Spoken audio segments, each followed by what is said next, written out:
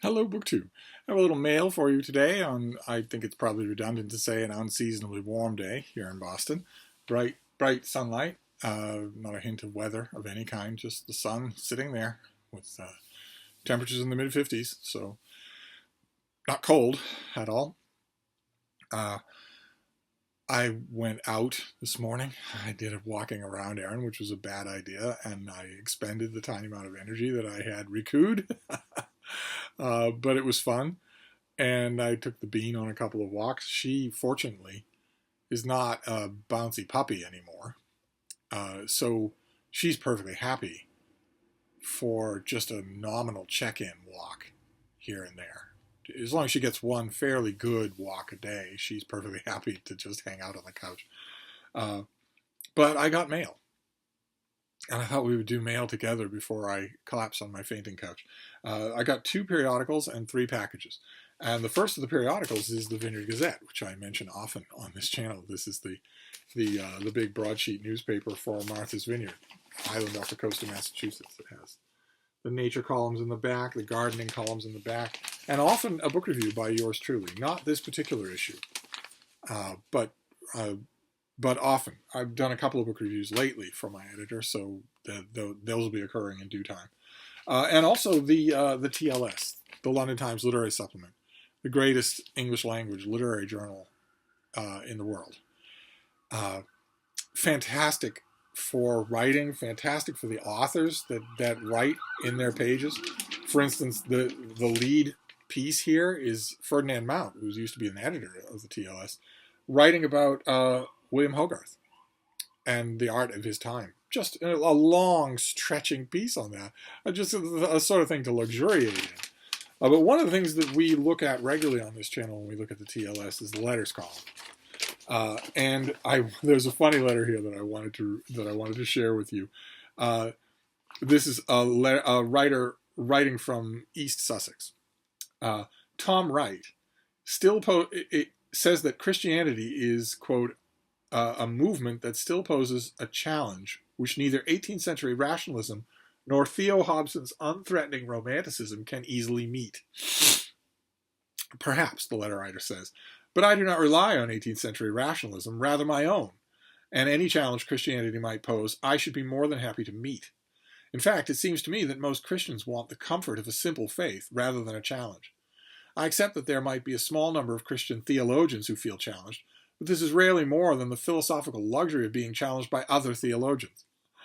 Of more concern is Tom Wright's statement that early Christianity was, quote, an unprecedented combination of Jewish renewal movement and cross-cultural counter-imperial social organization. Is this how the early Christians thought, or is it a case of applying modern concepts to a historical situation? And was it unprecedented? Could there not have been other similar movements? Perhaps the People's Front of Judea, or the Judean People's Front, or even the Judean Popular Front? Miserable splitters.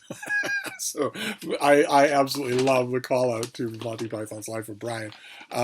And the point is well taken, and you don't need the writer of the letter from East Sussex deals in hypotheticals, but he need not.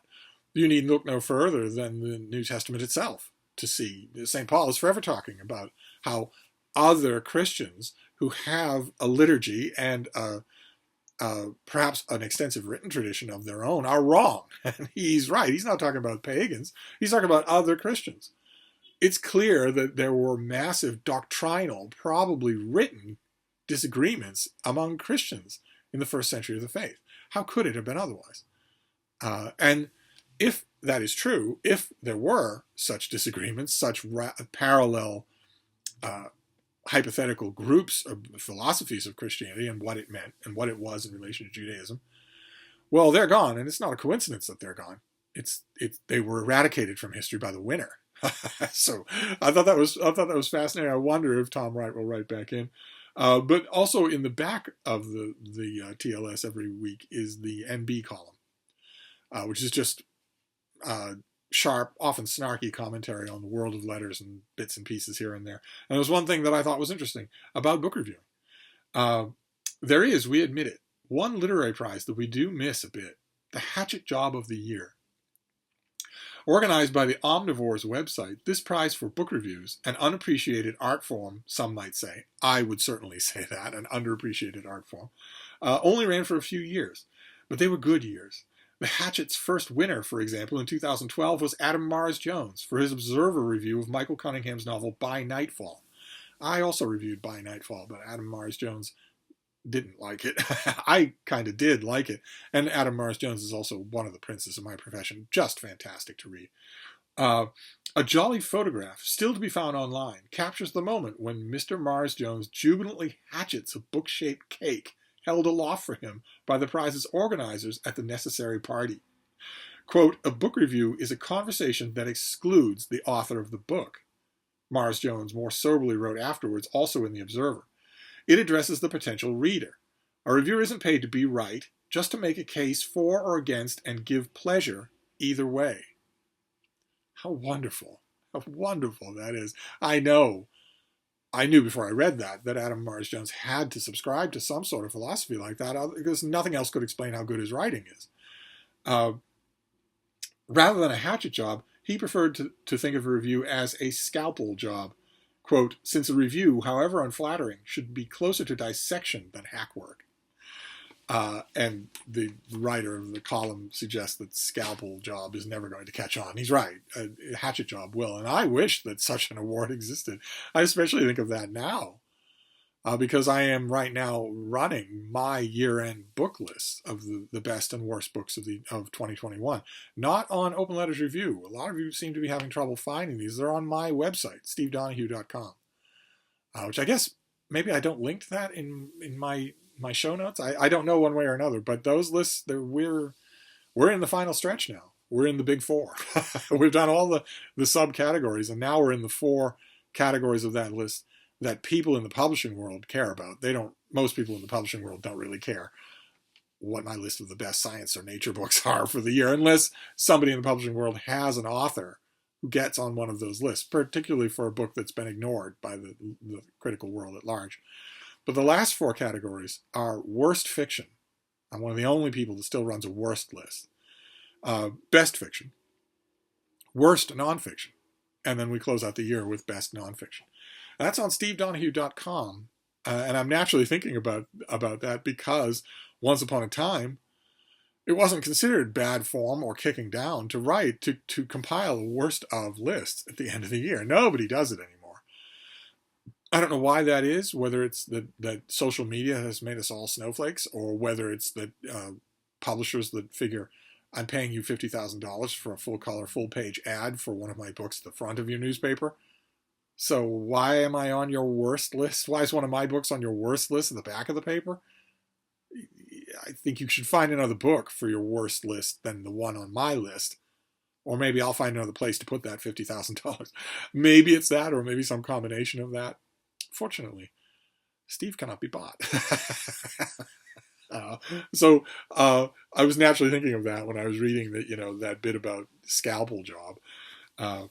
Because I believe today's list is worst fiction, which is pretty brutal. And then best fiction, and then worst nonfiction, which would be even more brutal, and then best nonfiction. But there's lots of good reading on that list. I will make sure to leave a link down below in case I haven't. But then we have the books, and then we'll be done. I myself will be done well and truly. I'll be completely finished after this. We've got 3 books. They're almost certainly all going to be 2022 releases, so they won't be impinging on my reading.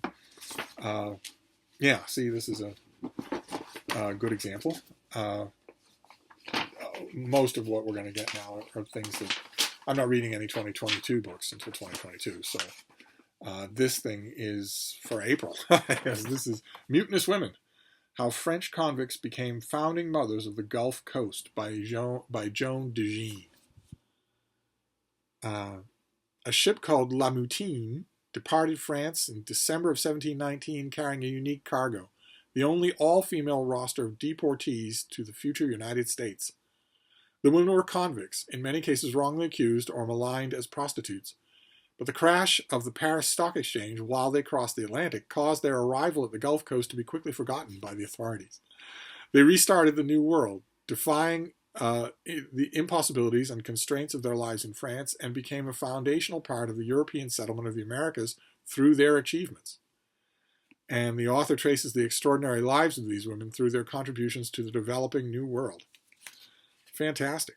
Okay, so not a subject that I know at all, and now I'll learn a lot about it.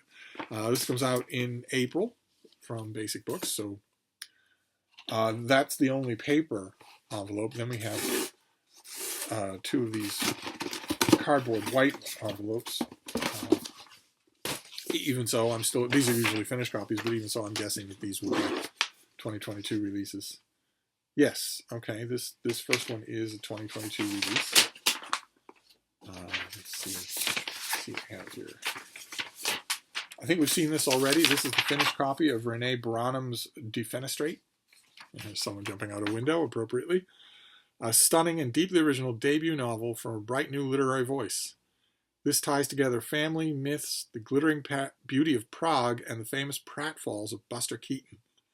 At its core, the novel is about family secrets and dramas, what it takes for those bonds to hold strong amidst tragedy and mental illness. Defenestrate is a novel to fall into. Aren't you clever? Beautifully told in fragments that span the past and present. Marta and her twin brother Nick have always been haunted and fascinated by an ancestral legend that holds that members of their family are doomed to various types of falls. I now instantly want to know if Renee Brown has a twin brother. And when their own family falls apart in the wake of a revelation that results in a devastating fight with their Catholic mother, I now instantly want to know if she has a Catholic mother. And I can easily find these things out. They'll be on her social media. The twins moved to Prague. I now want to know if she has moved to Prague. Has she spent time in Prague? I want to know how much of this is autofiction, in other words. I'm so accustomed to it now that I don't even believe anymore that novelists write novels. But maybe she'll be wrong. Maybe she'll prove me wrong. But their ties to the past and each other proved difficult to disentangle. And when they ultimately return to their Midwestern U.S. home, and Nick falls from a window himself, they're forced to confront the truths they've been hidden from each other and themselves. So it sounds like there is some truth to the family myth of death by falling. So who is Renee Brown? She has an MFA in creative nonfiction from the University of Montana. Is that at Missoula? Is that where they have their MFA program? And an MFA in fiction from the Ira Writers Workshop, where she was a Truman Capote Fellow. Work has appeared in a whole bunch of venues, including Alaska Quarterly Review, which is really, really good. One of the only quarterly reviews, the literary reviews that I want to subscribe to. She was a recipient of the National Endowment of Arts Prose Fellowship in 2020. She currently lives in Cincinnati, which is in the American Midwest, where she is pursuing a PhD in fiction. Okay, great. Well, there's a whole bunch of author interview material here that I almost don't want to read. I almost don't want to know whether or not this is just another example of autofiction. I almost want to just give it credit. I just blind on its own. So Defenestrate, a debut novel. You all know how much I love debut novels. And this comes out, did I say already? This comes out in late January. So relatively right around the corner. And then the last book here is also one of these white envelopes. So it could be another finished copy. The white envelopes also never work. We're going on 5 years of these things never working. This is almost certainly going to be another case. Let's see what we have here. Yes, okay. Yeah, this is another finished copy, also January. This is Call Me Cassandra by Marshall Gala, translated by Anna Kushner. The requisite hideous American cover. And this is, let's see here, the author of The Black Cathedral, that had a bit of interest critically back a couple of years ago. And this is set partly in Cienfuegos, one of Cuba's major cities. In this novel, Gala continues his literary magical realism-infused exploration of the city with the story of a misfit youth. Is it you? Is it you, Marcy? Are you the misfit youth? 10-year-old Rowley lives in a world that is often hostile. His older brother is violent. His philandering father doesn't understand him. His intelligence and sensitivity do not endear him to the other children at school. He loves to read, especially Greek myths, But in Cuba in the 1970s, novels and gods can be dangerous. I kind of like that. Despite the signs that warn Rowley to repress and fear what he is, he knows three things to be true. First, he was born in the wrong body. Second, that he will die at age 18 as a soldier in the Cuban intervention in Angola. And third, that he is the reincarnation of the Trojan princess Cassandra.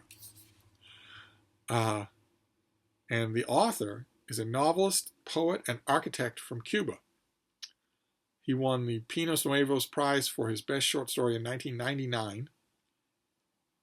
His novel, The Black Cathedral, received a couple of major literary awards and was published in English in 2020. And he lives in Buenos Aires and Cienfuegos. Was he by any chance a little boy in the 1970s? Are interviews with him or his social media going to tell me that he was fond of Greek myths? Picked on? Is he trans? I know that it shouldn't matter.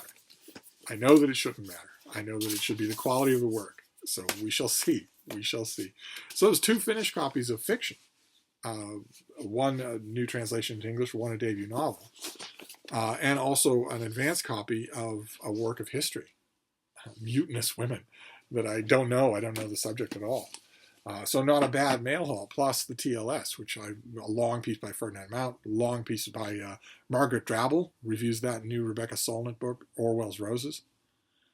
Fantastic.